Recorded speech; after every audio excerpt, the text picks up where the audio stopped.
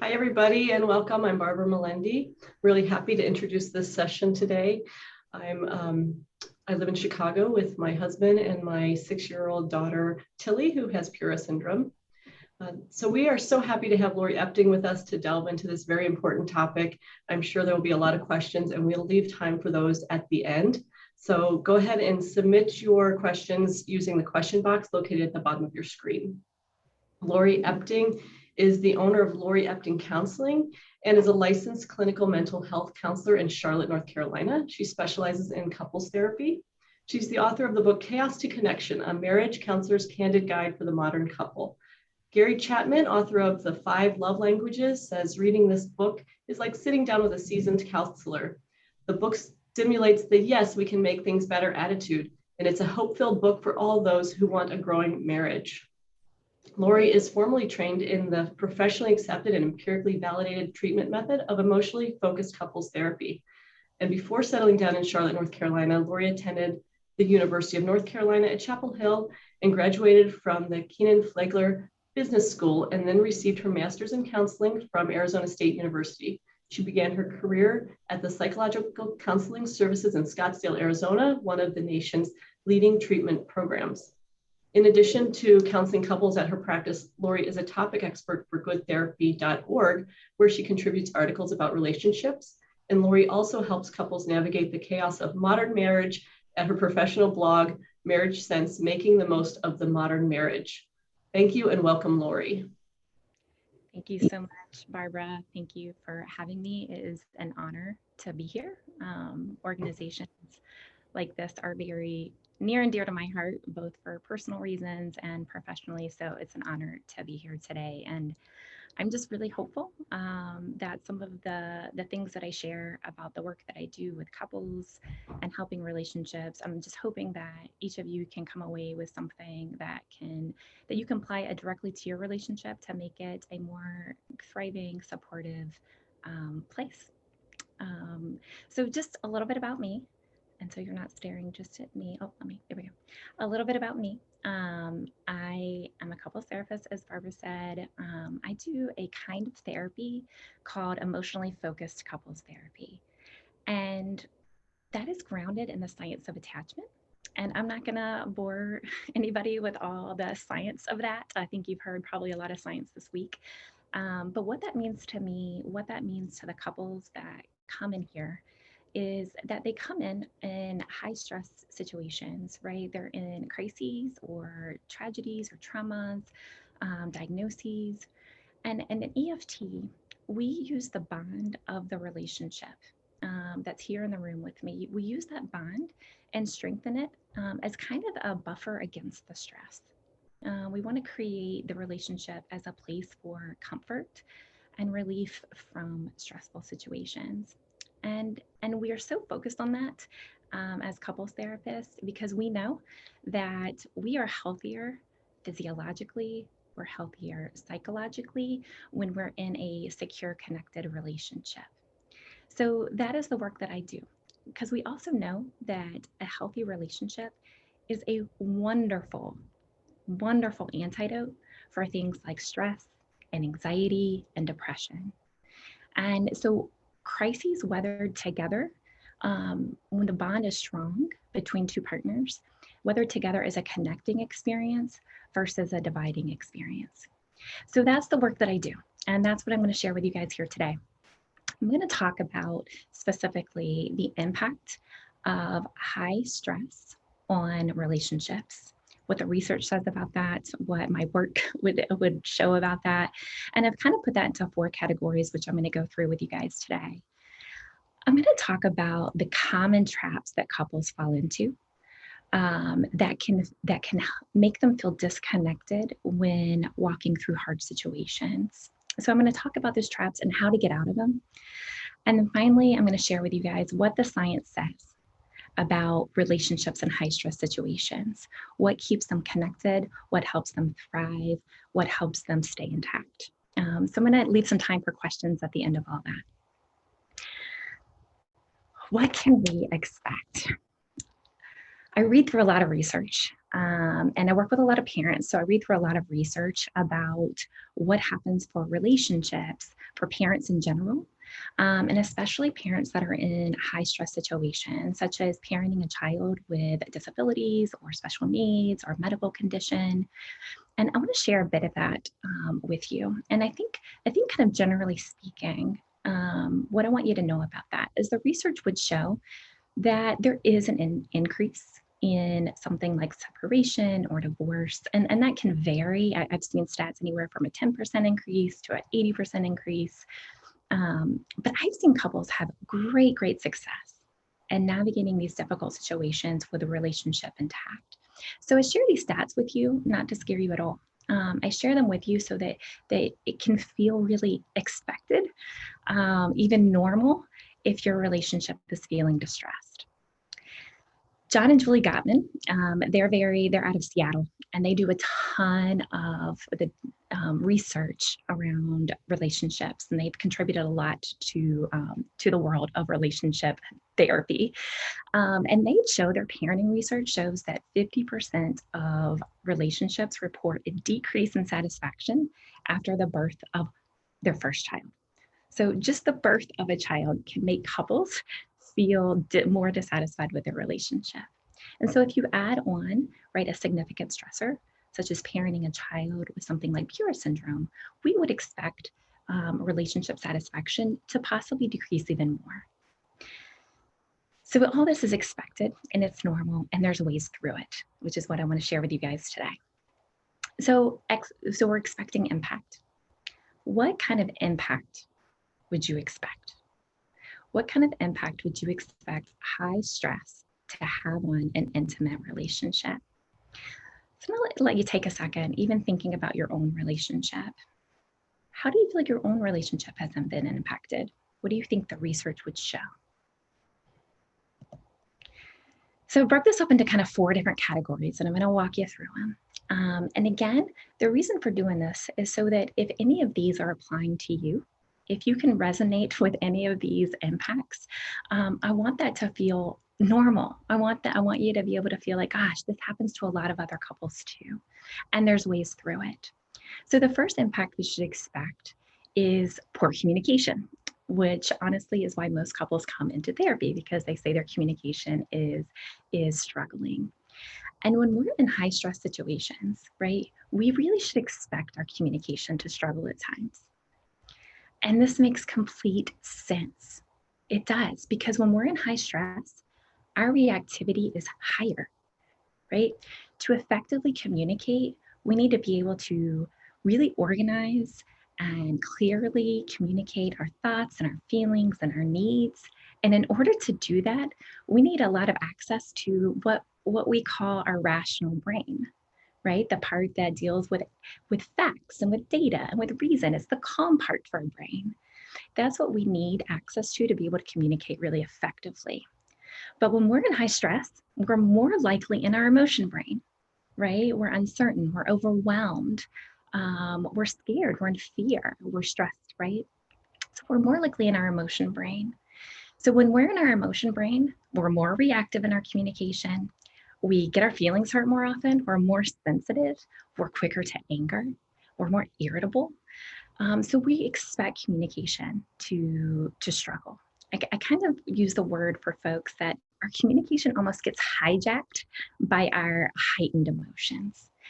Now, if you have 2 people in a place of heightened emotional stress, we can really expect reactivity and for communication to go awry at times. The second is disconnection, right? There's 2 types of connection that I work with couples, and one is physical connection and one is emotional connection. And so if you look at physical connection, being in the role of a caregiver is a very physically taxing role, right? We're in close contact with our child or with our children, right? And then you add in exhaustion and lack of time, and we can really, really expect impact on one or both partners' desire for physical intimacy. We can expect that to decline. That doesn't mean we say we resign to that, but we can expect it. The other is emotional connection. So to feel emotionally connected with our partners, right, it requires that two people share and communicate their thoughts and their needs with each other, and then get a responsive, connecting response from our partners. That's what emotional connection entails. But it's really hard to give my partner, right, to give our partners a comforting response if we're in a place of high stress. So if our partner comes home from work and they've had a really stressful day, and I'm having a really stressful, overwhelming moment, right? It's going to be really hard for me to be there for my partner emotionally when I'm feeling overwhelmed myself. So when two people are having kind of a hard time being there for each other emotionally, we do expect disconnection to creep in. The other thing with disconnection that I really work with couples around is that when we're in high stress, partners may cope with stress very differently, and that can be very disconnecting.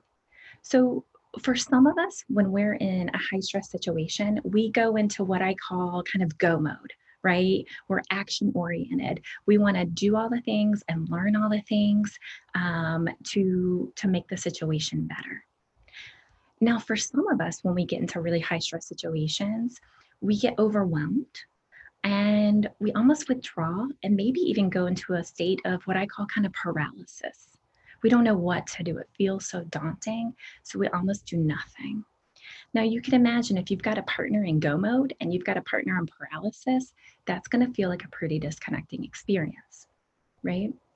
Another example, some of us, when we're in high stress, we want to talk about it, right? It helps us feel better to talk about it, to talk it out, to brainstorm, to talk about our feelings. It brings a relief to us to be able to do that. Now, for some partners, when they're in stress, it makes them feel even more anxious to talk about it.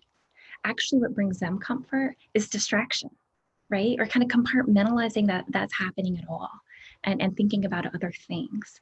And so again, you could imagine that two couples, two partners that are coping with stress differently, how disconnecting that can be, right? Had a couple years ago, right, where they came in after a really difficult diagnosis of their son. And the husband shared just that he was really struggling with grief and feeling like just the sadness of not having what he called a normal life. And he felt really ashamed because he looked at his wife and she was in what I call go mode. And it looked from the outside that she was actually functioning quite well.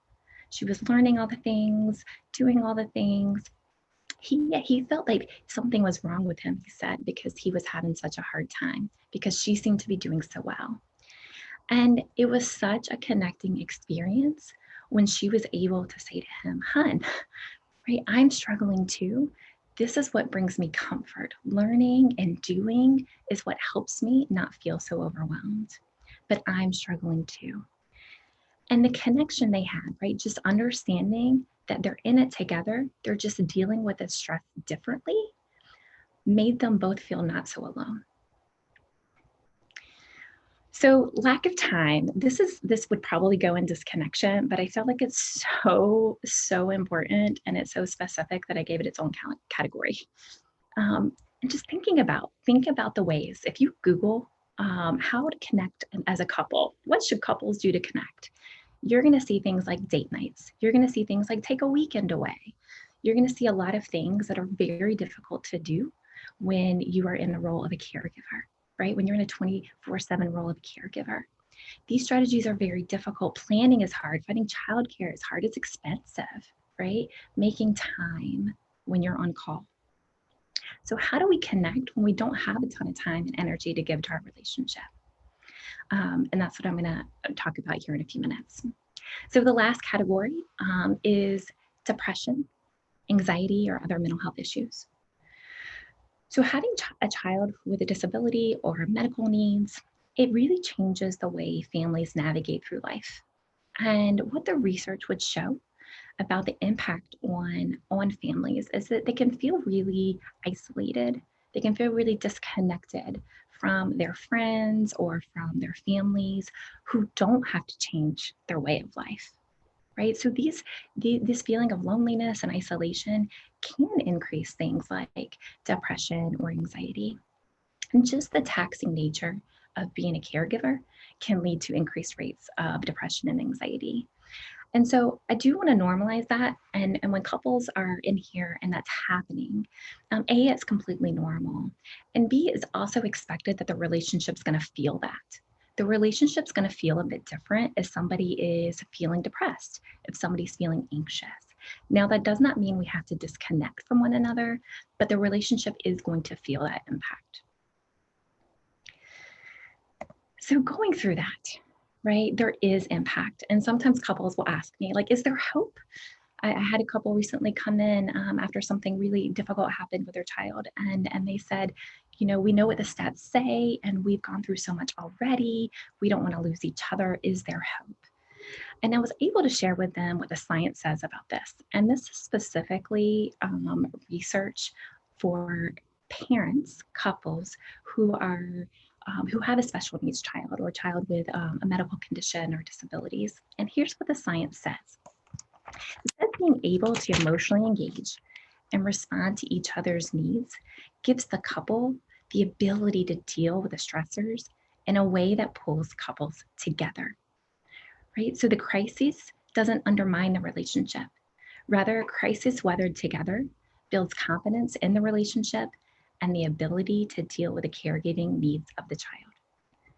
Now, notice the science didn't say that weekly date nights or vacations together is what kept couples together. It merely says that being able to emotionally engage and respond to each other's needs keeps relationships connected and intact. And that is doable. So I'm going to talk about the ways to emotionally engage, to emotionally respond to your partner, for the ways they can emotionally respond to you in high stress situations. But I first want to go over some of the traps that couples fall into. Oh, I think my screen just did something. Hold on one sec. Oops. Sorry, I'm having a hard time. There we go. Sometimes my screen goes crazy. Okay, I'm going to walk you through these traps because it's very hard to be emotionally responsive to our partners when we're in one of these traps. And I'm going to walk you through them again for the reason of if you find yourself in one or all of these traps, I want you to have the experience of, wow, this is normal. This happens to a lot of other couples too. And there's ways through them, which we're going to talk about those ways out of these traps. So the first one is what I call the more burden trap. And this is when couples are going through something really difficult. And one partner can feel like the demands of what they're going through is more, like their demands are more than their partners. And sometimes both partners feel that way, that the demands on their plate are worse. So they feel like kind of what I call the burden one in the relationship. And instead of feeling like we're on the same team and we're working together to navigate and to provide and to take care of our families, they can almost get into what I call kind of a competition, right? I do this and that, well, I do this and that. And they can feel at odds with each other. A good indicator that you're in the more burden trap is the feeling of resentment. If you are feeling resentful towards your partner, that is a good indicator that you're in this more burden trap. So the way out of this trap, I really encourage couples to share their feelings of resentment, but to do this without blame. So what would be ineffective is to go to your partner and say, you don't do this, you don't do that. That would be blame. But what would be really effective is to go to your partner and say, I'm starting to feel resentful and I don't want to feel that way, right? I'm starting to feel like more is falling on me and that's creating resentment in me. And I don't want to feel resentful towards you. What can we do? What changes can we make, right? That we both feel supported. A really good thing to do. If you're wondering if your partner is feeling this way, ask them, do you feel more burdened, right? With our arrangement, with how we've got this arranged, do you feel more burdened? And if so, what do we need to change?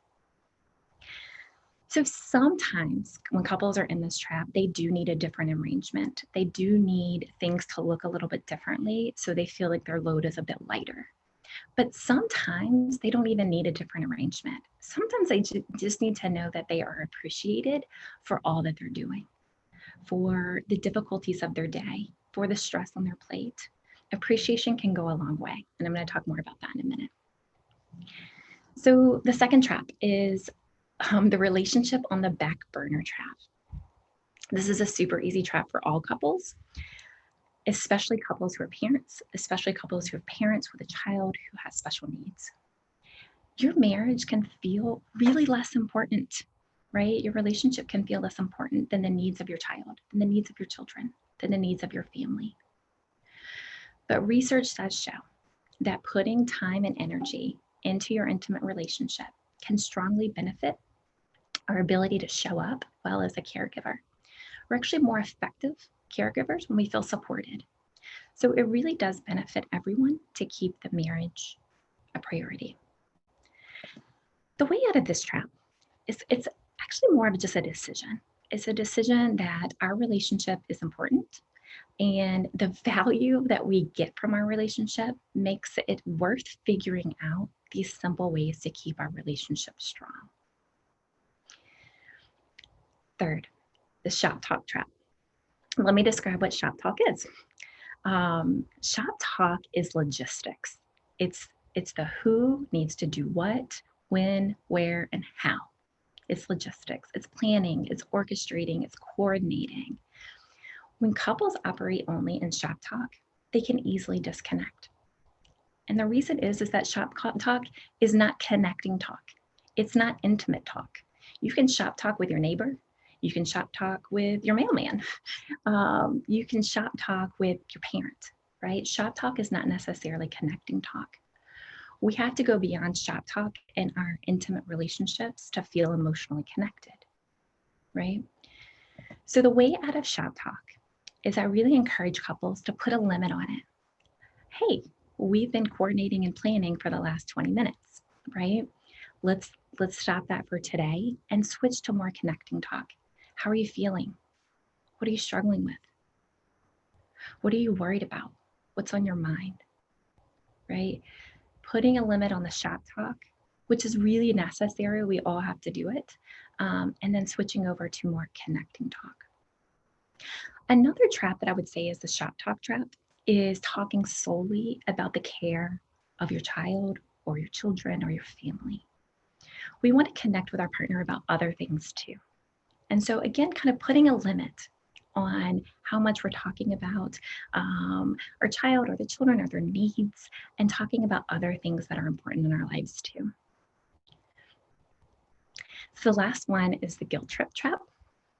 And guilt is a super common feeling for caregivers, right? Research would show that caregivers feel torn often between the needs of the different people in their lives, right? If they're not caring for their child, they feel torn that they're neglecting maybe their partner or other family members. And if they're spending time with their partner, they feel torn that they're not caring for their child. So the feeling of guilt is really normal. The way out of that in terms of the relationship, I really encourage each other partners to normalize that feeling of guilt. Of course you feel guilty. That's normal, right? We want to normalize that for our partners.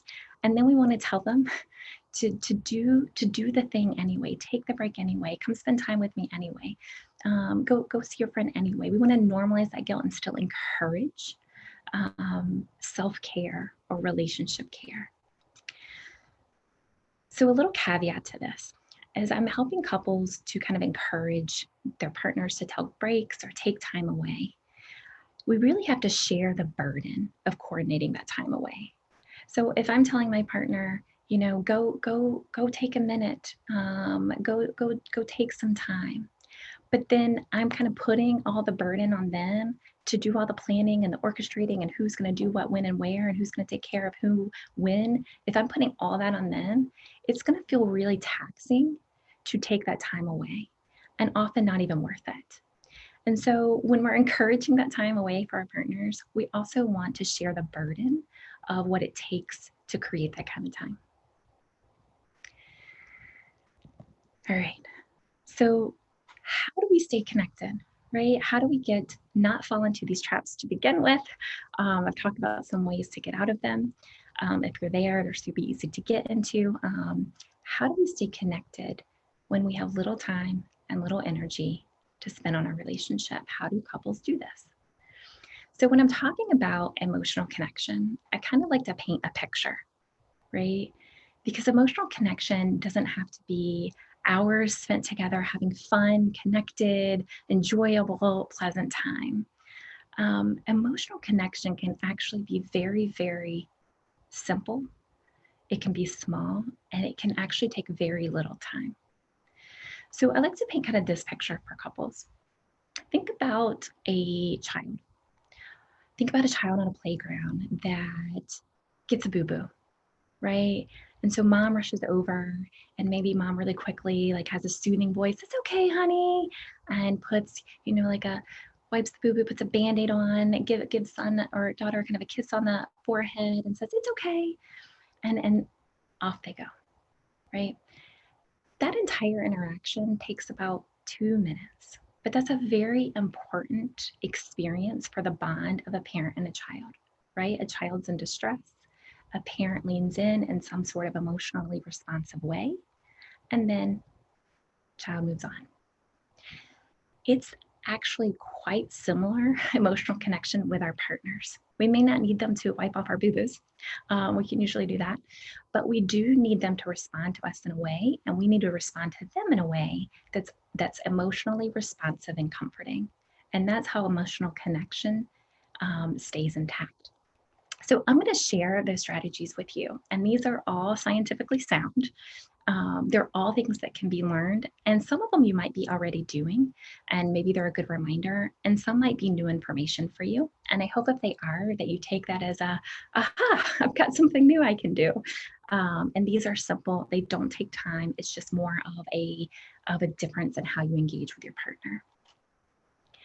So when I was putting these tools together, I was actually very, very excited to see that they spelled the word crave. Because when we're in stressful situations, we crave a lot of things. Sometimes we crave chocolate.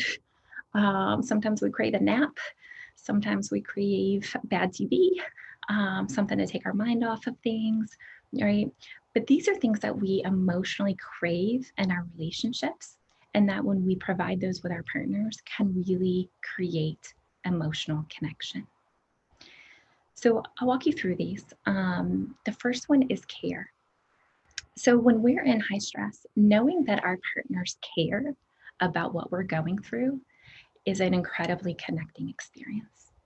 I hear this a lot from partners. They'll say things like, when they're in kind of like chronically stressful situations, they'll say things like, "There's nothing I can do. It is what it is." And that's when I usually say something like, "There's actually a whole lot you can do, and it's really simple." And one of those things is expressing care. And you do not have to do this with a bouquet of flowers or fine jewelry, even though I'm sure that would be appreciated. These are simple things. Sometimes it's simply saying to your partner, "I know you're worried, and I wish I could take it all away." That's an expression of care. It takes 20 seconds to have that kind of interchange with a partner. Sometimes it's seeing, your partner at the end of the day, and maybe they're washing the dishes and you can see how exhausted they look. And it's coming over them and saying, "Hey, let me finish up the dishes. I know you're so tired." That might take 5 minutes to finish up the dishes, but that gesture of care can really make two people feel like they're in it together. Reassurance is a little bit more tricky. We don't always think about this one.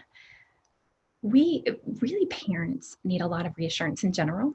I think that parents generally feel like they're failing most of the time, right? There's so much to be done. There's so much information out there. Are we doing the right thing? Do we make the right decisions? Do we handle that the right way? Having reassurance from our partners that says, "You're doing a great job. You're a great mom, right? You're a great dad. Your instincts are good," right? We really need that reassurance in parenting. And the other kind of reassurance that we need is relational reassurance. So as we're going through something really difficult or navigating life and the hardships, right, to hear from our partners or be able to say to our partners, I'm so glad that you're in this with me. I'm so glad you're by my side. I couldn't do this without you, right? Reassurance that your partner is important to you. That's really connecting things to hear and experience in your relationship. Appreciation is probably the most conventionally known one. And usually I include this just to remind people how far this actually goes to feel appreciated. Staple feature in my relationship, I would say at the end of the day, probably my husband and I have appreciated each other 5 to 10 times. Thank you for cooking the dinner. Thank you for dealing with that hard situation today. Thank you for taking our child to this or that. Thank you for working hard for a family, right? Appreciation goes a long way. So I think it's worth stating. So these last two are probably what I spend 90% of my time in couples therapy helping couples with. And they are skills. They are skills to be learned. They are skills to do. And so I want to walk you through what they are because they're incredibly powerful. And even more than that, if they're not present in a relationship, your relationship is probably suffering for it. And so I do want to walk you through these. And the first one is validation. Feeling validated, right? Feeling validated by our partner is the experience that our distress, that whatever we're going through emotionally, it makes sense to our partner. Our partner understands it, and that gives us a sense of connection, and it gives us a sense of comfort. So sometimes it's easier to describe what validation is by describing what it isn't. And so I'll describe kind of invalidation. So I'll use this example. Let's say that I'm saying like, hey, my husband lost his job. What would an invalidating response be? I'll give some examples. Hey, at least you still have your job. Or, hey, that's not so bad, right? My friend lost her job and their mother passed away in the same week. You don't have it as bad as them. You might have experienced this in your own life, getting an invalidating response for what you're going through from others. Let's talk about what validation is. Saying something like, gosh, that is a really hard situation. It makes sense you're overwhelmed. I get why you would feel that way. Validating that our experience, knowing that it makes sense to our partners, is very, very powerful. I had a couple in here where one partner says, kind of put her hands in her knees and said, I don't know why I'm having such a hard time. And her husband leaned over and touched her leg and said, hun, you're having a hard time because this is a really hard situation. And just feeling validated by him, you could just see kind of the stress fall off of her. So let me give you an example in a relationship, what validation would look like. So let's say your partner comes in and says to you, I feel like we haven't spent any time together. I'm feeling disconnected from you. Think about first, what would an invalidating response be? Right? I feel like we haven't spent any time together. I'm feeling disconnected from you. What would an invalidating response be? So an example would be, well, I don't know why you feel that way. We hung out last Tuesday. Or, gosh, well, think about your sister. Her husband travels all the time for work. They hardly see each other. At least we're not like that. That would be an invalidating response. Now think of a validating response, right? Your partner comes to you and says, I feel like we haven't spent any time together. I feel disconnected from you. What would a validating response be? I can see why you would feel that way. We've been really busy. Simple, but validating. And I think the key with validating, where couples get really caught right here, is they feel like validating somebody's experience is agreeing with them, because maybe they disagree. Maybe I don't feel disconnected from you, even though we have been really busy and I haven't spent a lot of time with you, but I don't happen to feel disconnected from you. I don't have to agree with you to say that your experience makes sense to me and I understand why you feel that way, right? The last one, and I save the best for last. And I always tell couples, if you forget everything we talk about, if you remember nothing else, just remember this one, empathy. I teach a lot about empathy. I talk a lot about empathy. I write a lot about empathy. And that's because it's truly the most powerfully relational tool in your tool bag. Brene Brown, she writes lots of books on vulnerability and relationships. And she says this about empathy. She says, empathy fuels connection, fuels it. So think about a car. Think about gas, fuels your car. A car cannot drive without the gas unless it's a non-gas car. It fuels the car.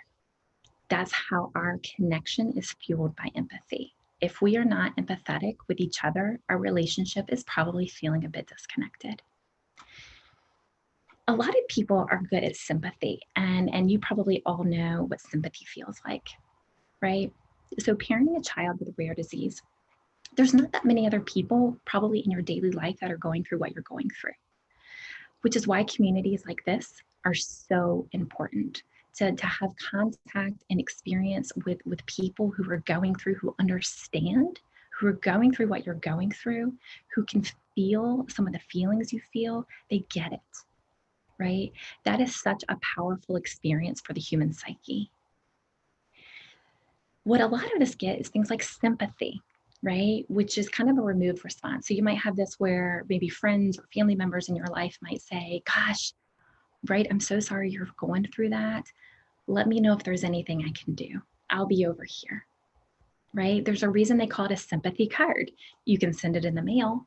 It has your sympathies, but I'm not in it with you. I'm just telling you that I'm thinking about you from afar. That's sympathy. Empathy is completely different. Empathy is an emotional response. It's saying, I'm here, I'm listening, I'm engaged, right? And most importantly, as I'm hearing about your hard situation or what you're going through, I'm having an emotional experience myself. And so we're both having an emotional experience. And that is how connection happens, right? Going through emotional things together. And truly, your partner, few know what you're going through like your partner does, right? They're living maybe a different way of your life, but they're living in the same trajectory, in the same stage of life. And so empathy from your partner is such a gift to the relationship because they truly do know what it can feel like to be in your shoes.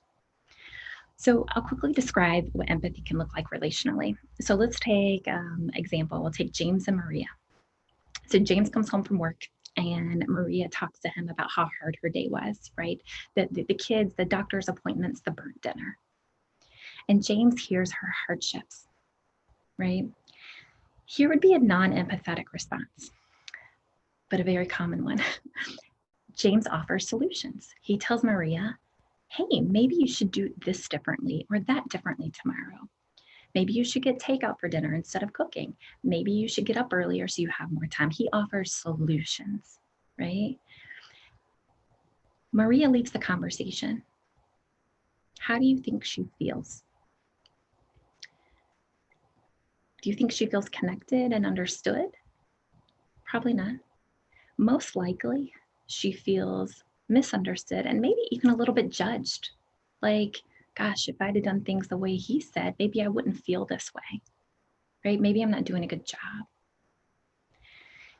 So let's talk about what an empathetic response would be, right? The same situation. Maria's telling James how hard the day was, the kids, the doctor's appointments, the burnt dinner. What would an empathetic response be from James? Tell me about it, right? Gosh, that would have been hard for me too. I understand why that was so hard today. That sounds like a really hard day. And then he gives her a hug, maybe a kiss on the cheek, right? He leans into her. How do you think Maria feels now? How do you think you would feel if your partner responded to you in that way? How do you think your partner would feel if you responded to them in that way, right? Connection, whichever type you prefer. Connection is quick, it's brief, it's consistent, it's constant. It's showing up emotionally in those small moments with an emotionally responsive response time and time again.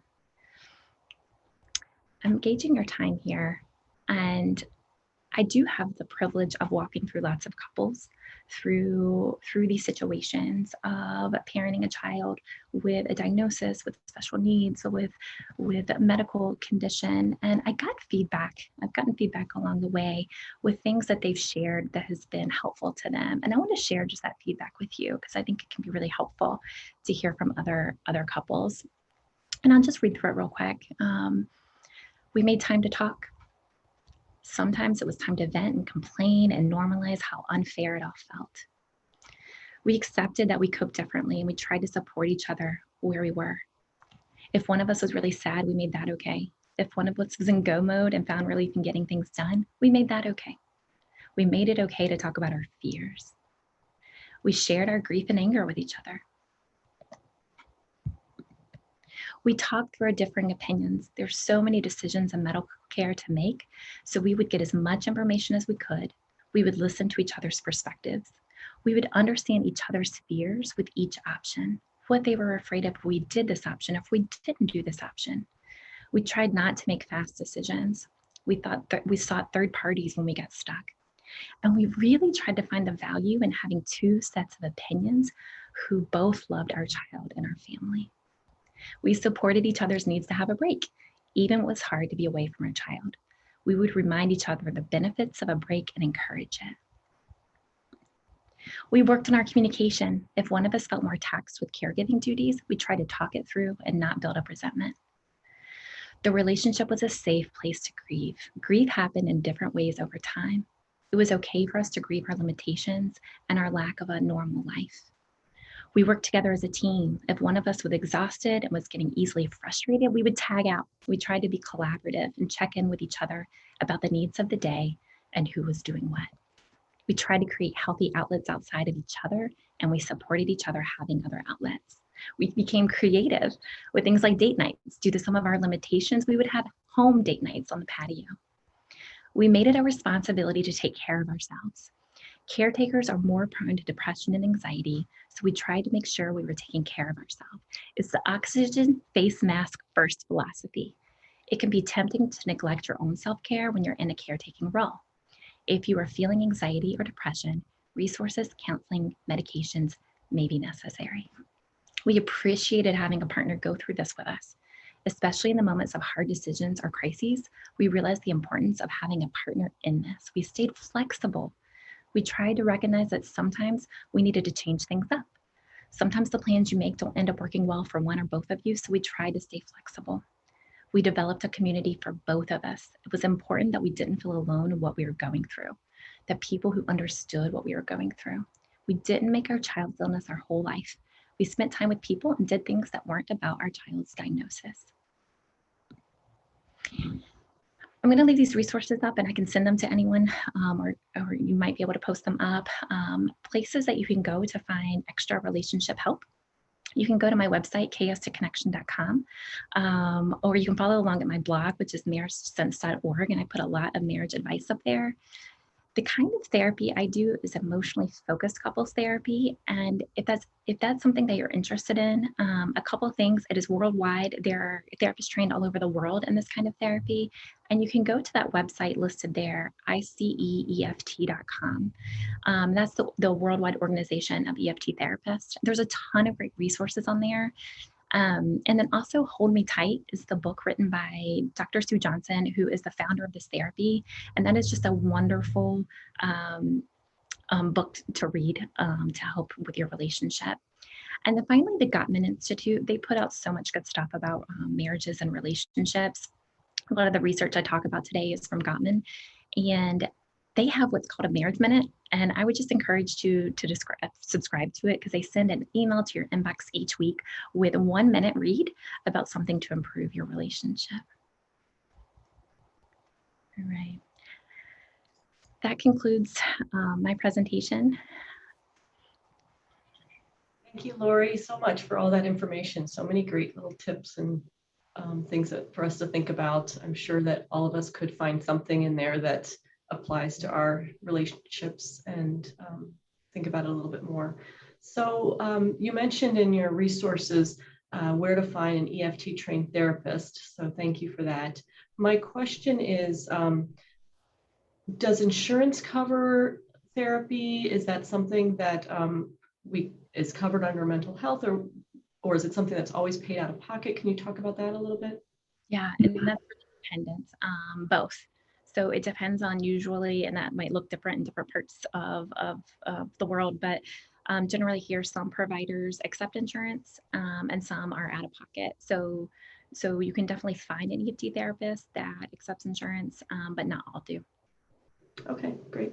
And are there any misconceptions about couples therapy that you want to address that would be important to know?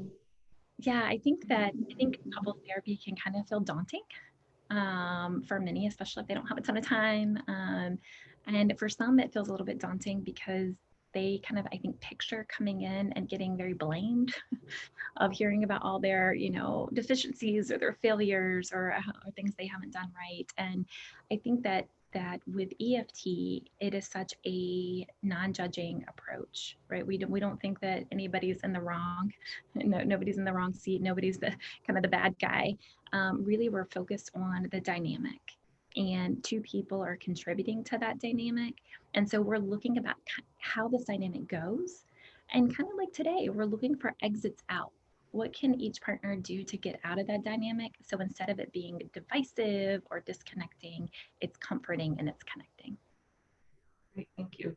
I want to remind everybody that you can type questions into the chat or in the question and answer section at the bottom. We have a few more questions here to go through. This question came from the website. We have so many people coming in and out of our lives. Extended family is helpful, but sometimes we don't have time alone. How do we manage having family help but not control? They mean well, but it's very hard. Yes, I think extended family comes into play. I think it could be really hard, and I think that we have to be really clear with what we need and what our expectations are. And I think for some of us that feels mean or it feels controlling to do that because so and so is being so helpful anyhow. I hate to say anything that feels, off-putting. But I talked about Brene Brown in here, and one of the quotes I love from her, she says, being clear is kind. People don't always know what is expected of them. They want to come, they want to help, they want to support, but they don't always know what support would actually be helpful. So it's very kind to give clear expectations of, hey, what would be helpful for us today, or what would be really helpful is that my partner and I haven't gotten to spend any time together. And so while I'm so glad you're here and I miss you and I haven't seen you in a while, what would be the most helpful is if me and my partner can go have some time away since you are here. So just being clear with what your expectations are, being clear with your needs. And a lot of times that is very kind, even if that feels controlling or even if that feels like I'm being mean. Sure. Yeah, everybody I think can appreciate when someone's upfront with them. Yes. They might not always respond great in the moment, but maybe they'll come back around. A question, just can you clarify what EFT stands for again? Can you repeat that? Sure. So it's called emotionally focused couples therapy. Okay. Emotionally focused. And so that's why kind of the tools I give today are very emotionally based. They're not necessarily a behavior that you go do. It's more about how to tend to each other emotionally. And that is based in all of the research that we know about attachment, that having healthy attachment is an emotional bond, right? Having a healthy relationship is because we have a strong emotional bond. And these are some of the ways that we create or strengthen that bond. And if you have a partner who seems to be maybe resistant, oh, I'm not going to do therapy, I'm not going to go to these blogs and things like that, but you really want to keep trying, is there anything you can do? Yes. First of all, you can improve your relationship by your own efforts, and maybe not to the extent that you would be able to if you had two parties that were super invested in learning. But you can definitely, kind of the thing with couples therapy is that it is a dynamic. So if I'm changing the way I'm responding, if I'm changing the way that I'm showing up, then that can change our dynamic in some ways, right? If I'm showing up in a healthier way, then that can, in itself can create change. And the other thing I really encourage folks to do is to really understand what the resistance is about. Because sometimes it makes sense. When I get a resistant spouse and I seek to understand, like, what are you worried about? What are you worried would happen? What are you worried this would be like? So sometimes they, like to use your word, they just have the misconceptions about what changes would be required of them. And if they feel like they're kind of coming in or they're seeking to be, right, their partner's trying to change them, they may not be super receptive to being changed. But if we can really kind of clarify that I'm not trying to necessarily change you at all, but I am trying to strengthen our relationship because there's certain things that I think would be better. There's certain things that I think we could both benefit from. And then the last little piece, I want to know what I'm doing, right? I'm not an angel. I'm not a saint in all this. So again, if they feel like we're coming in because I'm the one in distress because they're doing something wrong, and that the therapy is going to be all about what they're doing wrong, then they're not going to be that motivated to come. But if I'm coming forth and saying, hey, I might have blind spots and I may not know, the ways that I'm impacting you in a negative way. And I want to understand those things too. It can feel a little bit more motivating. Great. And then question, if say everything's feeling great in your relationship and you're going along, you've maybe had your diagnosis for your child for a while now, and you've kind of come to terms with all of those emotions and things are looking pretty good. Is there any benefit to couples therapy when things are good? When like being proactive, I guess. I love my proactive couples because I feel like what they're doing is it's easier to gain skills when you're not in a heightened place. So it is most likely that couples come in a heightened state of distress. And trying to learn a new skill when you're in a heightened place of distress is really difficult to do. Right? If you're learning how to drive a car and you're overwhelmed and anxious, it's going to be really difficult to remember where the gift goes. Where do I, right? It's hard to learn new skills in heightened stress. So I would say that if you feel like maybe you need a skill tune-up or there's certain skills that maybe you think could be helpful when you do hit times of distress or when you do hit crisis, not being in the crisis is a great time to learn those skills. Great. Let me just make sure that I haven't missed. I think another question came in. Can you talk about the differences in temperament or personalities of partners and how that contributes to relationship challenges and how you address those? For example, one partner is very detail-oriented and the other is more big picture. The detail-oriented partner takes longer to accomplish tasks, leaving the big picture partner feeling like they have to do twice the work. So can you talk about kind of when you have those different personalities or approaches? And the first thing I would say is that's so incredibly normal. I do find that, couples kind of attract opposites in a lot of ways. And so I do encourage couples to anticipate first a lot of frustration. That is going to be frustrating. And secondly, that is going to require a lot of communication. So I can have both, neither strategy is wrong. They're just different.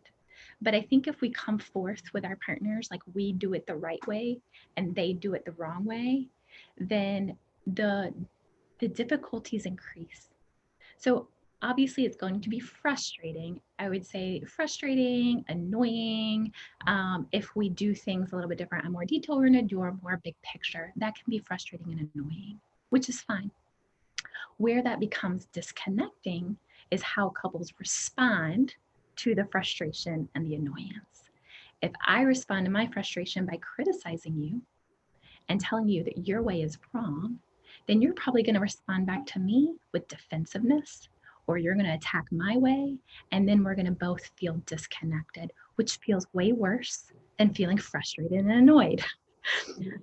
So I think baseline, we want to shoot for feeling frustrated and annoyed, and then respond to that in a way that maybe we can find some common ground.